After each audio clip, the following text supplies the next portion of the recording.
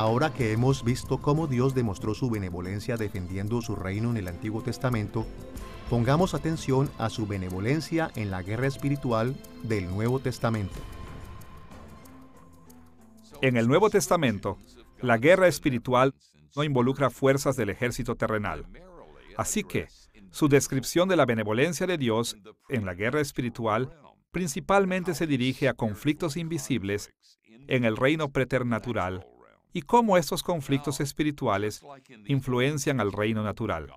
Ahora, así como en el Antiguo Testamento, Dios, ángeles y demonios están involucrados en las guerras humanas y en las políticas internacionales.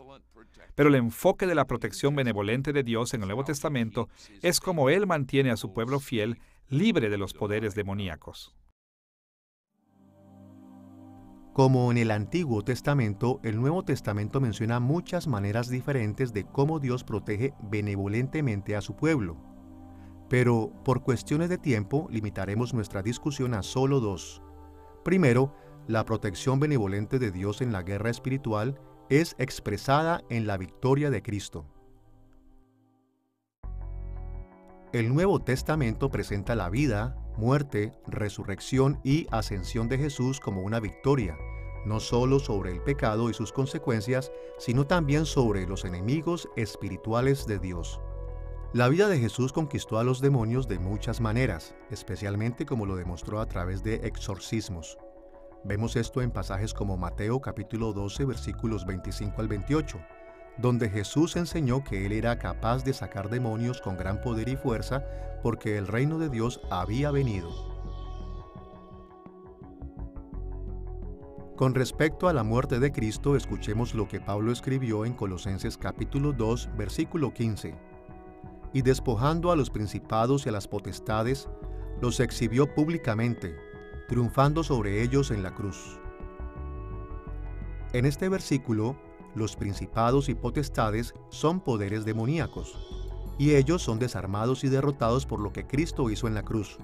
Vemos esta misma idea en Hebreos capítulo 2, versículo 14.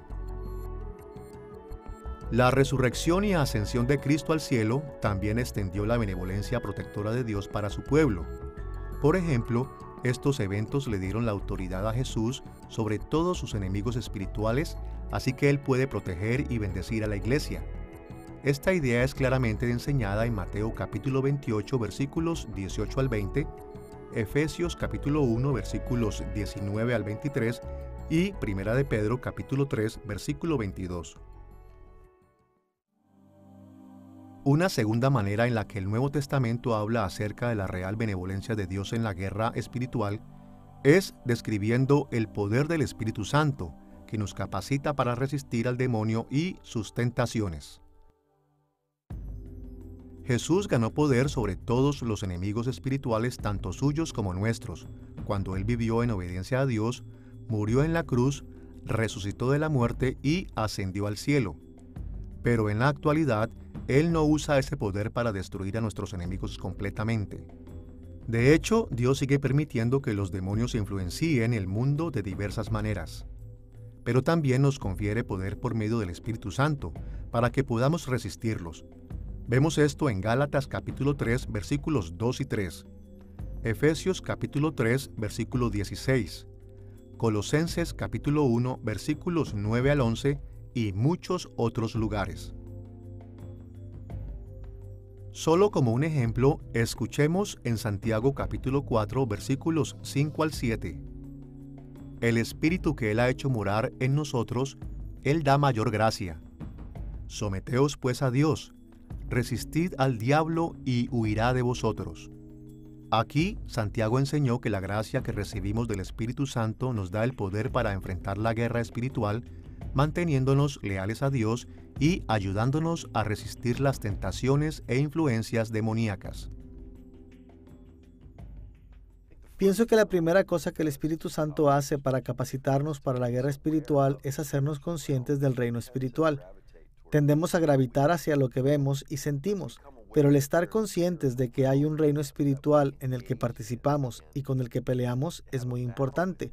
Así que Él nos hace conscientes del reino espiritual en primer lugar. Él nos da la convicción de pecado. Para vencer al pecado en nuestras vidas, primero tenemos que estar conscientes del pecado y entonces Él nos capacita para vencer el pecado. Y nos dirige a la oración como un aspecto de vital importancia en la batalla espiritual en nuestras vidas. En Efesios capítulo 6, Pablo usó como metáfora la armadura y las armas del soldado, para describir la manera en la que Dios nos protege en la guerra espiritual. Específicamente habló acerca de los cristianos cubriéndose con la armadura de Dios totalmente. Escuchemos sus palabras en Efesios capítulo 6, versículos 12 y 13. No tenemos lucha contra sangre y carne, sino contra principados, contra potestades, contra los gobernadores de las tinieblas de este siglo, contra huestes espirituales de maldad en las regiones celestes. Por tanto, tomad toda la armadura de Dios, para que podáis resistir en el día malo y habiendo acabado todo, estar firmes. Luego, en los versículos 17 y 18, Pablo dijo que el Espíritu Santo juega un papel fundamental en la formación de esta armadura, en nuestra motivación y en el poder en la batalla. Escuchemos lo que él dijo. Tomad la espada del Espíritu, que es la palabra de Dios, orando en todo tiempo con toda oración y súplica en el Espíritu. Hasta que Jesús regrese a terminar lo que comenzó, el Nuevo Testamento nos llama a comprometernos en una guerra espiritual en contra de las fuerzas preternaturales que aún están trabajando en este mundo, y promete que el Espíritu Santo nos dará las herramientas y la fuerza para hacerlo. Como Pablo dijo en 2 Corintios capítulo 10, versículo 4, las armas de nuestra milicia no son carnales, sino poderosas en Dios para la destrucción de fortalezas. Nuestras armas tienen poder divino porque ellas vienen del Espíritu Santo y son efectivas contra cualquier peligro espiritual, desde las enseñanzas falsas hasta el demonio mismo. Seamos realistas. El maligno nos va a traer aflicción en la tierra. Cuando eso sucede, la pregunta es, ¿hay alguna esperanza? ¿Hay alguien conmigo? ¿Dios está consciente de esto y hará algo al respecto? Y la respuesta contundente es sí, y Él nos ofrece abundante poder para vencer cualquier ataque del maligno. Ahora, me gustaría leer uno de mis pasajes favoritos sobre este tema, Primera de Juan capítulo 4, versículos 3 y 4. Juan dice, todo espíritu que no confiesa que Jesucristo ha venido en carne no es de Dios. Y este es el espíritu del anticristo, el cual vosotros habéis oído que viene, y que ahora ya está en el mundo. Hijitos, vosotros sois de Dios, y los habéis vencido, porque mayor es el que está en vosotros que el que está en el mundo. Dios promete que tenemos un poder más grande, y esta es una lucha de poder. El maligno tiene mucho poder, más que nosotros, pero nosotros tenemos a Dios. Ahora que hemos visto cómo Dios demostró su benevolencia en la guerra espiritual del Antiguo Testamento y del Nuevo Testamento, dirijamos nuestra atención a la forma en la que protege a su pueblo y pelea contra sus enemigos en el libro de Apocalipsis. Creo que lo que el libro de Apocalipsis nos enseña, especialmente en capítulos como el 12, es que lo que está pasando en la tierra está relacionado con lo que está pasando en los cielos. Y que la guerra espiritual realmente tiene que ver con lo que está pasando en la historia y en nuestras vidas, y que las fuerzas espirituales están involucradas en la historia. El gran dragón Satanás obra detrás de la bestia. Ambos están relacionados. Y la protección que los cristianos necesitan está en las iglesias y comunidades reales que existen como lo son la Odisea y Éfeso, pero su protección está también en el Cordero resucitado. La interconexión de lo que sucede en los cielos y la batalla que se da entre Satanás y Jesús se manifiesta en la historia, no solo en el primer siglo, sino también actualmente. Y vemos estas cosas sucediendo en el mundo actual, donde los cristianos están sufriendo por su fe. No solo son fuerzas políticas las que están obrando, son fuerzas demoníacas obrando. A través del libro de Apocalipsis, Juan alertó a los cristianos de los conflictos espirituales que han estado sucediendo desde la caída de la humanidad en el pecado y que continuarán hasta que Cristo regrese. Juan simbólicamente describió este conflicto espiritual como una guerra entre la bestia y la mujer en Apocalipsis capítulo 12, y como la guerra de la bestia del mar y de la bestia de la tierra en Apocalipsis capítulo 13. Juan quería que sus lectores supieran que la persecución que experimentarían y las tentaciones que enfrentarían resultarían directamente del conflicto espiritual entre Cristo y sus enemigos. Al igual que el Antiguo Testamento, Juan señaló que las batallas espirituales entre ángeles y demonios afectan las políticas humanas. Vemos esto, por ejemplo, en la forma en la que los reyes de la tierra se reúnen para pelear contra Dios en Apocalipsis capítulo 16, versículos 14 al 16.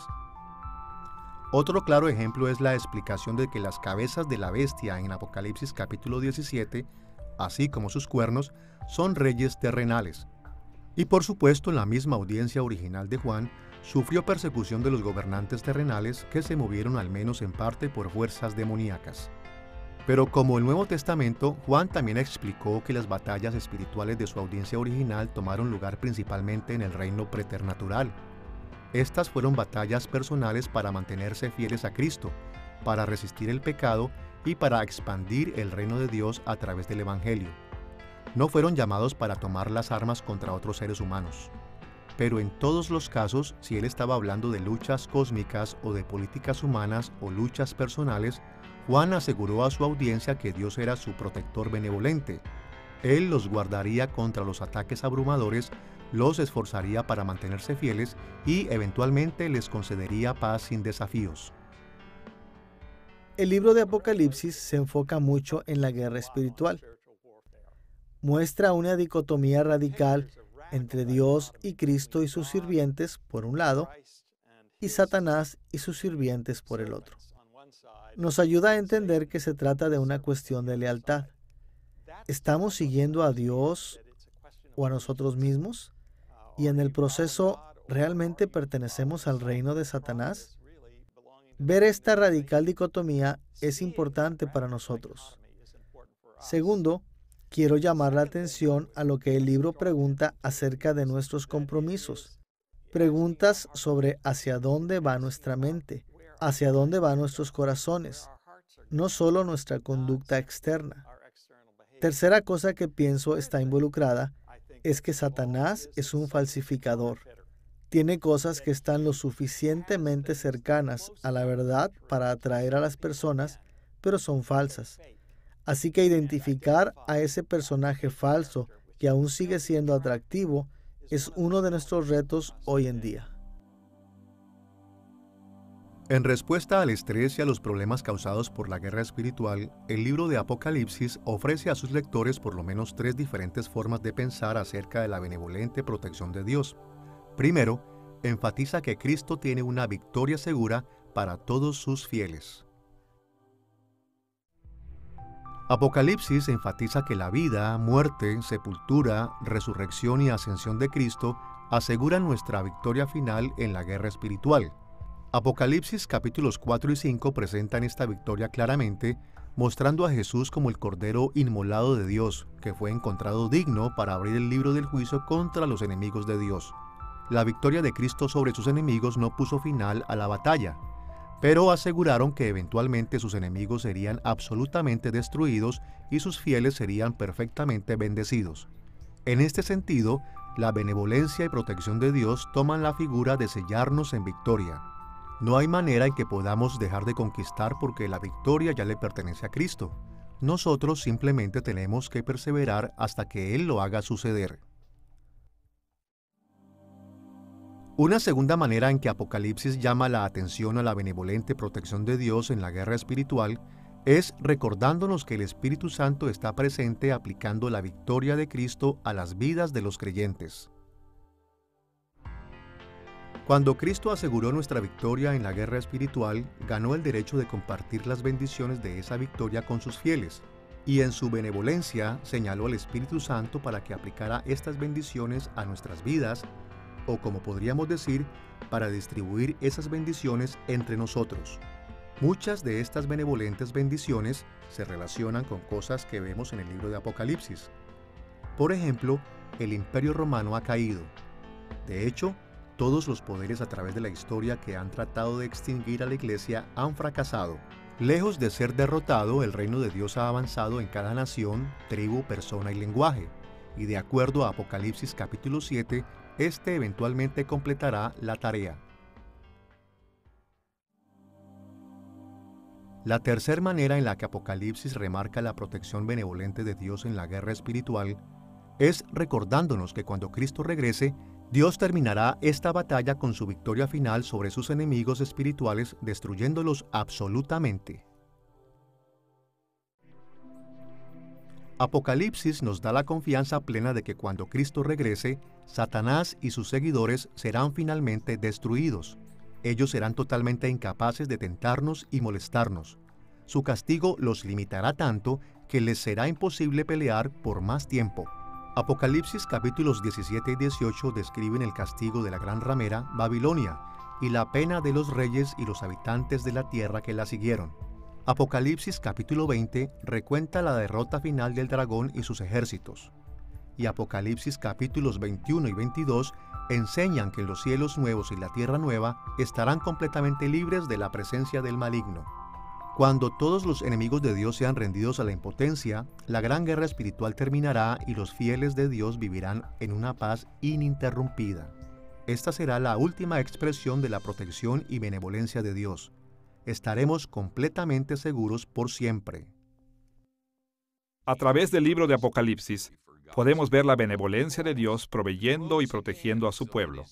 Jesús compró la victoria del pueblo de Dios en la cruz y resucitó otra vez para que su victoria pueda ser aplicada a todos los fieles a Dios.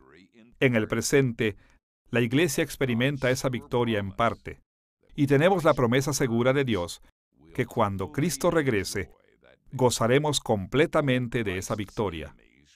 Todos los enemigos de Cristo serán juzgados y recibiremos nuestra herencia gloriosa en los nuevos cielos y en la nueva tierra.